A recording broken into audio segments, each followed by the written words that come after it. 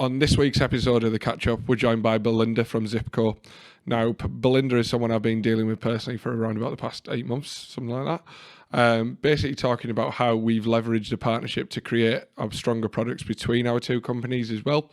Also talking about the journey that Zip have taken from Australia to the US and now over to the UK, and how the buy now, pay later market is something that is crowded but making your own way in it as well. So let's get straight to it. So how's things been going then, Belinda? Obviously, we've spoken quite a bit. Let's get an update on how things are from Zip side then. Yeah, so it's so busy at the moment. I think we've been operating in stealth. I feel like it's an elephant pregnancy and it's been the longest pregnancy ever. So, you know, I've been with Zip nearly 2 years and we've really only just become above the line back in February. And I just think there has been so much work going on. It's great to kind of formally be out there and hearing, you know, the kind of the groundswell about Zip being in the UK. How long ago was the official launch then? Because it wasn't too long ago, was it? When I first saw the ad, which is great, by the way. It was amazing, the first ad we saw. I know, that was the Aussie one, but I think Belinda referred to February, wasn't it? That was class, that, yeah. Yeah. When was the official UK launch date then? So February, yeah. So we pushed out from a kind of a launch date in February. Cool. I think it's pretty interesting as well, because literally all I ever see now on LinkedIn or even like in news articles now about anything fintech is something to do with Zip, whether it be investment or Zip launches with so-and-so, Zip does this. And I'm like, do these guys get a moment to sleep? Like, what's going on? Like, it's wild. It's genuinely wild to see the progress from one week. Yeah, we sprint our marathons at Zip and yeah, there's definitely no rest for the wicked. And if you ever speak or hear our CEO speak, Larry Diamond, he will always say we are just getting started. And even though the business has been going in Australia for nearly 8 years now, it feels like the energy and the enthusiasm that the whole team has, it's like, you know, your first day at school, like you're a little bit nervous, but you're super excited as well. And you just can't wait to kind of get on with things and really make a difference. So it's across every market and kind of every team within Zip, it's that culture that you just, you know, you're really invested in making a difference and working hard to ensure, you're getting the things done, getting shit done. Nice. I think for once it won't be me getting knocked for swearing on the podcast, so I'll take that one. We've got a director in the background going, get that out now. We haven't. What's the transition been like from what's the transition from Oz to the UK been like? What were the biggest hurdles you were facing? Was there much of it? I guess there's lots, and it depends which angle you want to look at it from. Like Zip, I guess, launched in the UK through an acquisition of a business that was already here, albeit a very small footprint. Yeah. And that was a business called PartPay, which originated out of New Zealand. I think there was, like, in that acquisition, it was so small, you know, those hurdles and those challenges around re-platforming and more the back end stuff, I guess, was a challenge. And then just creating the brand, you know, I guess we're a scale up in Australia, but we're still a startup in the UK, you know, considering we've just kind of launched here. And I think that has its challenges in itself, because different markets in a global business are all at different stages. So, you know, that's a challenge. I think, you know, leveraging the success and having that resonate, or leveraging the Australia success and having that kind of resonate in the UK market, you know, there is a little bit of a difference in that. And so really ensuring that, you know, when you're creating the Zip vision and the Zip story, that it resonates in a local market. You know, Australia isn't far away, but to some people in some markets, it does seem like a really small, isolated market that may not have, you know, create that same value in a different region. And it's just, I guess, an education. It's BNPL's new product offering anyway. It's all about education. really, isn't it? Yeah. Like that's all our roles, is educating and helping people adopt if it fits. Oh, 100%. I think Yeah. something I'd always seen as quite interesting. I never really thought of it as well. That in Australia, it's quite a congested buy now, pay later market, isn't it? I think you mentioned there might be like 11 or something like that over there at the minute. Yeah, but the UK's getting as busy as well. Like, even though it, BNPL is only 5% only has 5% in market share in the UK. It's a congested market. You see the early adopters, already having, 4 or 5 at checkout, and that's a bit of a mind kind of shift, I guess, from where things were pre-pandemic. I guess we've seen this growth in e-commerce and the adoption of, I guess, alternative payment methods in general, just skyrocket in the last 14 months, where high streets are shut. Like, how else are you going to buy?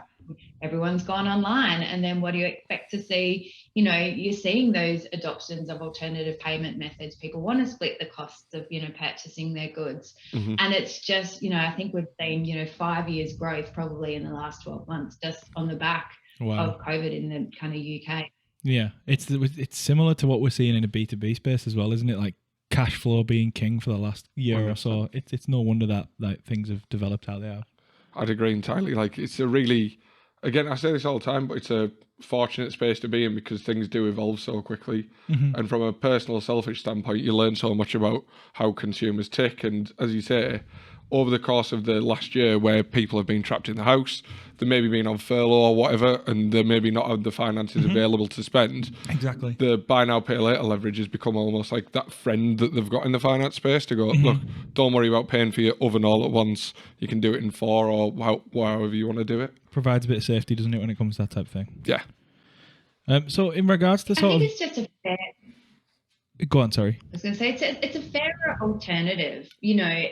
Credit's not new. Like, yes, it's been around forever, and it's just it's alternative. Like, it's in the name. It's a different way, and I guess it's a more consumer centric way. Traditional credit cards obviously are not a consumer centric product. They have the higher interest rates, whereas this is a real shift, and it's a real shift into everyday people being able to split the costs and not pay for that privilege. And I think, it's not saying that we want people to, purchase things that they can't afford. Oh, yeah. It's just giving the benefit, spread the cost. Yeah, it's about convenience essentially, I suppose, as well, isn't it? It's about making those purchases all of a sudden that they're not out of reach anymore, as they probably would have been, especially when people are having to be so careful, and since and rightly so, being so careful with what they've got coming in. It does make sense. It's a very viable option. Yeah, I think as well, what you're sort of seeing now is a shift towards people, as Belinda mentioned at the start, about the education of what is involved, and the education of how to spend wisely and actually do it in the right manner, rather than, as you say, you go out and you see like young people kitted out in all the newest designer gear, which has cost them thousands, and now they're up to their eyes in, like, what's the purpose? Like, really, if you use it right, it's ideal. So when it comes to USPs as well, it's a bit of a segue, but what are the big standouts, sort of, would you say, from Zip, from sort of some of your other, the other bigger ones? You always get asked, what's your USP? And I know, that's... Like, it's a difficult one because it depends on your audience to where your USP is. Like, I really believe that, we're customer first. Like, that's, we're always about putting the customer first. And the customer can be our partner. It can be our merchant. It can be our customer. It's always, that's the core at our business, whether we're developing a new product, whether we're responding to an, online inquiry, whether we're, looking at a new region or territory to expand into. It's all about putting that customer first. And I think that resonates through then everything that we do, whether it's, a new product innovation, whether it's, going omni-channel, or whether it's, just, looking at alternative ways to do things. I think, that's fundamental to our USP in every respect and everything we do. That's interesting. I mean, even, and just from a very simple perspective as well, the vibrancy of the branding is awesome, by the way. I know it's a marketing guy speaking, but some of the creative that's been coming out of you guys has been class. Yeah, obviously the Australian team have been leading the Can You Zip It campaign, and I don't know, do you classify that it's gone viral now? It did in this office. I mean, it definitely did around here. Yeah, I know. I literally came in one morning. I was like, "Have you seen this? Have you seen this? Have you seen this?" And people were like, "Oh, will you shut up, you? Leave us alone with your adverts." I think we actually watched it, and my team watched it in the meeting room. Really? Yeah. That's great. I'll have to pass that feedback on, because yeah, definitely. It's funny where it's reached, because I've had people like messaging me in France and say, "Oh my God, this has come up in Instagram." Like, I'm like, wow, that is gone far and wide into markets that we haven't even expanded into yet, which is pretty cool. So it's a groundswell. It's going. Yeah. It's a good story. I suppose it gives you that ramp and that sort of pre-landing as well when it comes to other markets as well, doesn't it? Is that something that's a big focus for you guys in the near future? Oh, look, growth is always, key to any business strategy. We've gone from an Australian kind of only business 2 years ago to now we're in 9 territories, like 2 years later. Like, that's a pretty rapid kind of, expansion in your footprint. So I know there's probably a rapid kind of fast follow on additional markets to come in, across all different markets. So yeah, it's exciting to see where we'll pop up next. It's it's like one of those global maps. You almost want to put little pins in, like, and just go, where are we going to next? Pins, or like one of the scratch off globes where you've traveled to, like, where is it going to next? Maybe we should develop that. I was going to say, so look, the growth is always on the cards. I don't think BNPL is just, a core alternative payment method to where we are. I think, other markets adopt it. Obviously, Europe is a kind of an obvious one, move further into LATAM, Asia, I guess. Yeah. There's a heap of opportunity out there, and I guess the business will be looking at where to next. A lot to go at. I was going to say, yeah, it does leave, as you say, that sort of footprint where it can translate across the world, I imagine. So it's like, I was going to say, when we start talking about where we're looking to target, I'm always looking at, like, you get inquiries from weird places, don't you? And you'll get ones from, like, for us, a weird place would be like Italy or something like that. Yeah, somewhere we've not weird, but yeah. You know what I mean? We haven't targeted it, so it's weird to me. Yeah. Hey, what's the matter with you? Oh, no. Won't do that again. But it's the way consumers are shopping now. Like, you're not just shopping in your local village anymore. You know, e-commerce is enabling us to shop anywhere, like any country. I think, you've got to be mindful that, you need to then make yourself available across the globe, because ultimately that's where our customers are shopping now. Like, they're shopping anywhere. Who's not bought something off Amazon that's come from China? Who's not bought something that, is coming over from the US? Like, who's not bought something potentially that, come from Australia? So you have to make yourself, available where your customers want to shop. And I guess that comes back to that value that, we're putting our customers first. Like, we will go where, our customers across merchants, partners, consumer customers are going to. So yeah, it's awesome. Makes sense. I think as well, something to touch on. Obviously, you mentioned that Zip launched officially, we'll say officially, in the UK in February. And I think since then, obviously, I'd seen the launch of the app. We'd seen the viral video as well. What have been the big steps that have been taken since February in your eyes, Belinda? In my eyes, I guess the app is, a key part to our, UK strategy. So, the work that's gone into, getting that to where it is and to where it goes to next, like, is fundamental to, I guess, our consumer acquisition.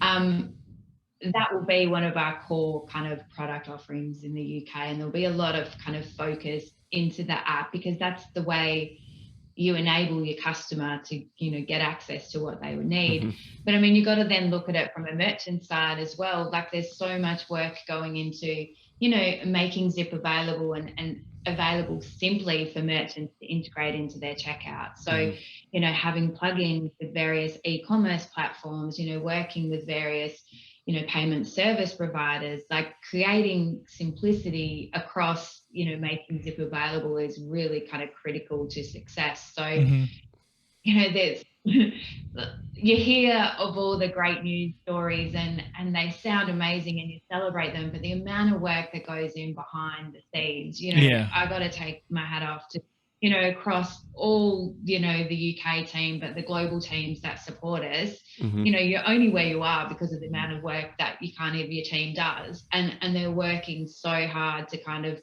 make great steps in making Zip available and kind of, a great value proposition to both the customer and the merchant experience. So what does an onboarding look like? Where we get quite a few sort of retailers listening to this. How easy it to get onboarded with Zip, and where would someone get started? So it's really it's really simple process. Like that is, I guess, fundamental to rolling out Zip at your checkout. So we've got a team of salespeople that support that journey. We work with various e-commerce platforms. I think we've probably got 9 in market now. That's a simple plugin. So, wow, okay. You can take a Shopify kind of merchant live in less than a day. Like, your sign up process, the execution of agreement, then put the plugin into your checkout. It can be live in as little as 24 hours. Obviously, the complexity, can extend that time frame dependent on the platform. But it's a simple process and a really streamlined process to get it done. We're aware you can't have someone's website down for kind of, to add another a payment method. Like that doesn't make sense. The value proposition behind Zip is to improve average order values, reduce cart abandonment, increase repeat purchases. So you're not kind of taking someone away from their core business to then trying to, you go on the back foot then trying to create that catch up on that value prop. So it's all about making it really quick, and our team of engineers supporting that integration process, work around the clock, some of them, to make that as frictionless as possible. So it can be really, really quick. I think that's always interesting as well. We know as well, it's a big one for us talking to clients as well, isn't it? When you're talking about ease of stuff to do for retailers, you come across e-com managers. I know some are listening, as Josh has said. Sorry, some are really lazy and want it to be so simplistic, where you click a button, it's on, done, see you later. Some really want to get into the intricacies of it. What's it going to do to my page speed? What's it going to do to everything? What sort of average basket value can you expect improvement wise? And I think this is where something like us two companies working together comes really quite neatly, because the standard sort of thing that comes with retailers trying to get more conversions is leveraging discount. Whereas if you leverage something like a buy now, pay later, like system or company, then again, you don't have to offer that discount. You can just offer more flexibility to help with that payment and again, push that out. 100%. It really does make a big difference, doesn't it, when it comes to, at the end of the day, not all of these teams are built out to have this type of resource as well. Not everybody has a full dev team, or not everyone has a marketing team. And not everyone has an e-commerce team. You got to remember, a lot of these businesses, what is core to the retailers we're talking to? It's selling their goods and services, isn't it? And facilitating that for their customers. If we're making them focus in the business instead of on the business, that doesn't really make sense. So, you've got to make the proposition kind of as seamless as possible and simple as possible, because you want to let them get on with doing what's actually their core kind of business is selling stuff. So that we need to be mindful of that, and we need to be mindful of that when we're positioning our services, or anybody's positioning their services into a retailer, is where are you adding value, and is that value resonating to who you're talking to? And if it's not, you need to change your messaging or your pitch, because you shouldn't walk away from a conversation with an e-commerce director or with, whoever you're dealing with, your marketing person, without them feeling like they've got something out of it. Like, time is still a commodity. You've got to be creating time in those conversations. Like, you've got to be creating, value in, adding your services to that business. Like, it's all about really adding value. Yeah, and becoming that extension of their team in a way. That's what I find is one of totally. That's one of our biggest strengths. I think that's where we find a lot of. Agreed, and I think that from what Belinda said as well, when they've got teams of people going out building integrations to already have it ready and up and running for people to make a world of difference. 100%, like straight away. Totally. Like, what's the point of going in and doing a really good pitch or selling the Zip or the Salesfire dream, and then and then they ask, so when will this be available? And you're like, 12 months time. 12 months time. Yeah, we'll book your onboarding in for 5 months time, and then we'll be finished in about 2023. So yeah, bye. Yeah, what a missed opportunity for the last year. Oh, so we're going to see an uplift in 2 years' time. Awesome. Like, still happens though. People still sell like cash flow forecast. They do. And look, in some businesses, it may take that long because, more complex and, obviously need to go through more approval processes. But in all essence, like, it shouldn't really take that long. It's great. Maybe the pre-sale, like the sales bit, takes that long, but like to them, once that commitment is made and signed, like, shouldn't that process be relatively quick and painless? You'd hope so, yeah.